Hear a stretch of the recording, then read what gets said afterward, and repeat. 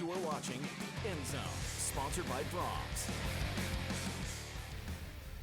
Happy holidays, everyone. This is another edition of the End Zone along with Camryn Johnson. I am Colby Daniels. Hope everybody's having a great holiday season. It was about 8-9 days ago that everybody's really excited about OU going to the college football playoff and hosting Alabama. And the Thunder were on a roll, and just a short time later, it's kind of taken a left turn, and it ended for Oklahoma. And it's not currently going well for the Thunder, but a long way to go. Camryn, how was your holidays? Fantastic. Yeah, I got to see all sorts of family members to put in some good miles and still have a few more miles to put on. There you go. So far, all has been great. It's had some good food. How about yourself? Good, good. I was able to, I've watched football, I've watched basketball, had a little time off. Kids opened lots of presents, very little fighting between the kids, so that's about all you can ask for. So I'm as happy as I could possibly be. Other than the fact, again, the teams that we cover, it's not gone well for them in the last couple weeks. We'll get to Oklahoma in just a little bit, but we got to start with Thunder basketball because this was a team that a couple weeks ago everybody said is unbeatable. They're going to mow through the NBA, cancel the season, right? They're going to be the NBA champs. 2 weeks later, they were 24-1, tied for the best 25-game start in NBA history. Now they've lost 4 of their last 6. 3 times to the San Antonio Spurs, and there's some panic setting in amongst Thunder Nation. Yeah, and I think I understand the panic. I also understand that they've played the Spurs 3 times, and what's the days now? Like 2 weeks? That's right. It is a small sample window. Granted, it is a little concerning when it's the same team and the point differential gets a little bit bigger and bigger each time. Ultimately, I think, Christmas Day, that meeting, you had some injuries on the OKC side, not in terms of, your main starters, but San Antonio, full health, especially with Wemby. He's back in full force. I get it, but I see both sides of the argument. Yeah. Ultimately, I'm not too concerned. I think how they respond is the biggest question. No doubt, no doubt. We'll kind of talk about some of the way I guess the Thunder should handle all this stuff. But we got to hear from Mark Dagnall, Jalen Williams, SGA. This was that trio following the 3rd loss in 2 weeks to the San Antonio Spurs after the Christmas Day 15-point defeat. We're still learning this team. Obviously, we've got a ways to go in terms of understanding the best formula against them. Mark was talking to us after the game, and it was like when you want the game really bad, we kind of lost track of that, and then every play we tried to make down was like a Hail Mary instead of sticking to principles regarding our offense. Because every time we went through our progressions, we got really good looks. There's probably a stretch where we missed 5 or 6 wide open threes. And I think us missing those led to us not playing defense on the other end.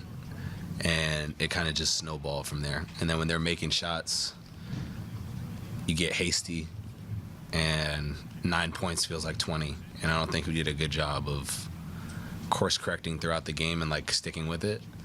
And those are the losses that are frustrating, when it's you kind of give up a little bit on playing the right way a little bit. And that's not aimed at one person. It's just in general, small stretches of the game where you don't play the right way can lose you the game. And I think we didn't do a good job on that. We have to get better as a group. You don't lose to a team 3 times in a row in a short span without them being better than you. So we have to get better. We have to look in the mirror. And that's everybody, from top to bottom, if we want to reach our ultimate goal. There you go. SGA said it there at the end. You don't lose to a team 3 times in that period, and you consider yourself the better team, right? San Antonio's clearly the better team right now. There's a lot to digest, I think, in all of those comments, and I will just start with this first and foremost. San Antonio's the better team right now, right? There is a long way to go before we reach the NBA postseason, and guess what?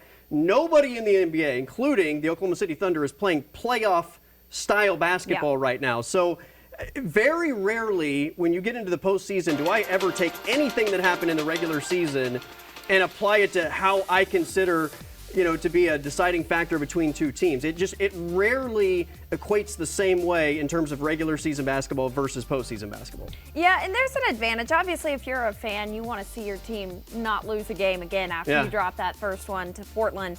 But I like the early adversity, or I guess it's still early at this point. Yeah. But yeah. I mean, that's good adversity, a good measuring stick, especially puts a little chip on your shoulder for it to be 3 straight times to the same team. It's also kind of to the measuring stick deal.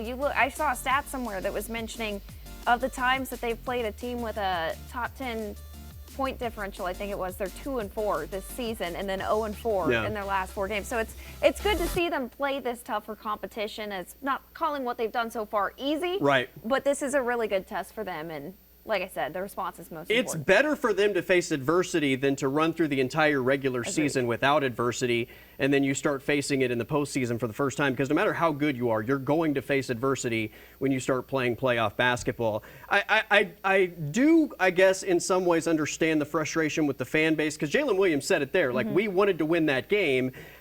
I kind of felt like in the comments from all of the post-game commentary yesterday that I sensed more frustration from the Thunder than at any point in the NBA Finals last year. They lost three games in the Finals last season to the Indiana, and I never felt like they were as frustrated in the Finals as they were yesterday after that Spurs game. So if you're a fan, that's got to hit in a certain way. Again, it's still early. There's a long way to go, and Mark Daigneault said it at the beginning. Everybody knows how to defend the Thunder, right? They're kind of they're the defending champs. You know what they are. He said we're still trying to figure out how to attack this team. And I will say, for Mark Daigneault, he's never going to give away the playbook when it doesn't necessarily matter. So I think there are probably things from a scheme standpoint that they will do differently or are going to still try in the other 2 games they have to play against San Antonio before the playoffs. But there's a long way to go. It's better to lose to them now than if this had happened in March. I would be much more concerned as you get closer to the postseason than, 3 games and the third of those being on Christmas Day. So a ton of basketball to be played. All right, we've got to take a timeout. We are going to stick with some Thunder conversation because Kevin Durant was in the news again last week, and his former teammate Anthony Morrow had some comments about Durant's comments next.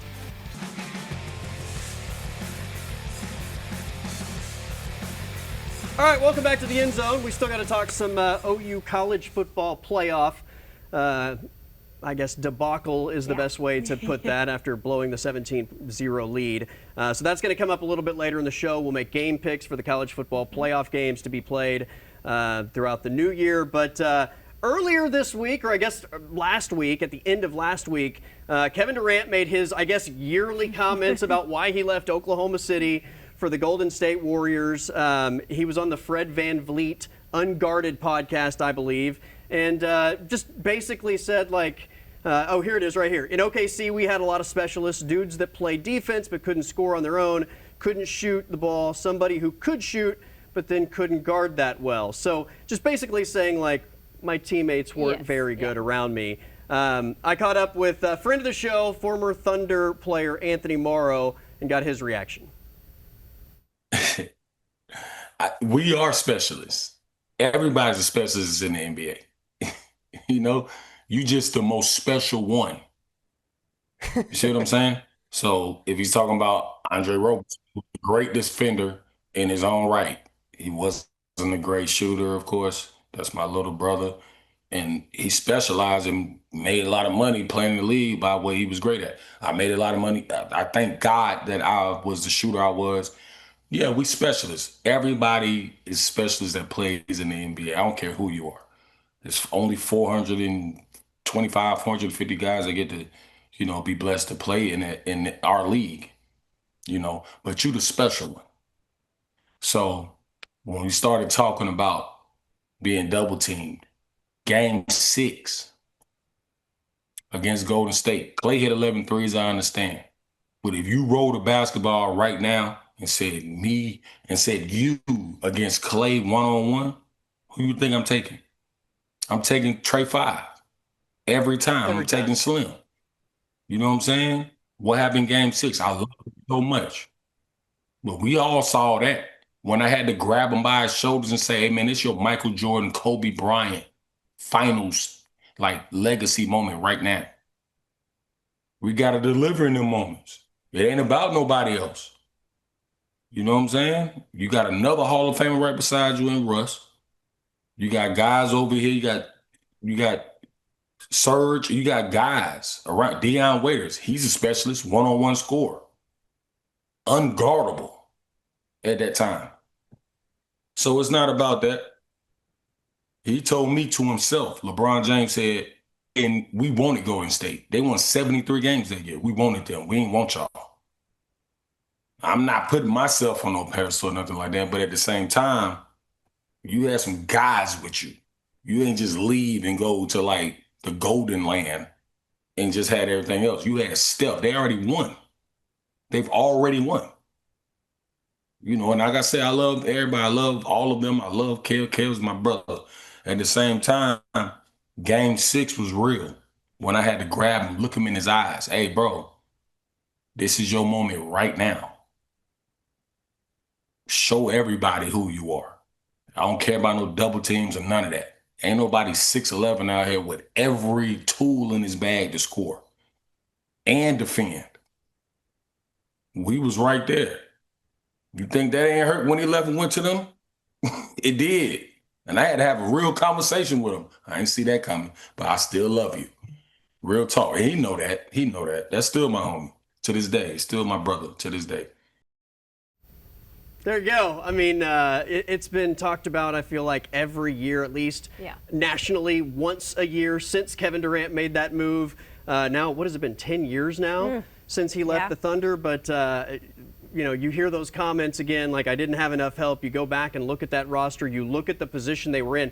Up 3-1 against the Golden State Warriors in the Western Conference Finals. LeBron James didn't want to play the Thunder in that finals, and you know, it's just crazy to hear it rehashed over and over and over, and for there still to somewhat be like this, like head in the clouds, just oblivious to the perception of every other human being on the planet. Yeah, I mean, I always look back to that time. There's a reason that you have Russell Westbrook and Kevin Durant viewed in a different light here in the state of Oklahoma. It feels like Kevin Durant played, I don't know if it's the blame game as much, it kind of sounds like it in this case, but it's just like, it rehashing stuff that he doesn't need to rehash 10 years later, if not for the fact that he does it every other year anyway. So it's like, it'd be one thing if it had been a long time since we had heard from him and now he's coming out and saying this, but it's just over and over. I don't know, to me there's no need. You say what you say, you say what you feel, but you know, I like the brotherly love, the tough love from Mario there, and just keeping it real with him, but also the respect he still has there. So I think that was the most important takeaway. That's right. All right, we have some Oklahoma football coming up on the other side of the break, but first we've got to get 10 seconds of MAC football. Yeah, we got more breaking news out of the MAC. Ohio University, their trauma, it's now come to an end. After their bowl win, they finally decided on the new head coach for their program. It's going to be none other. That was Adam King, MAC correspondent, with 10 seconds of MAC football here on the End Zone. It's a OU college football playoff edition of Moving the Chains next.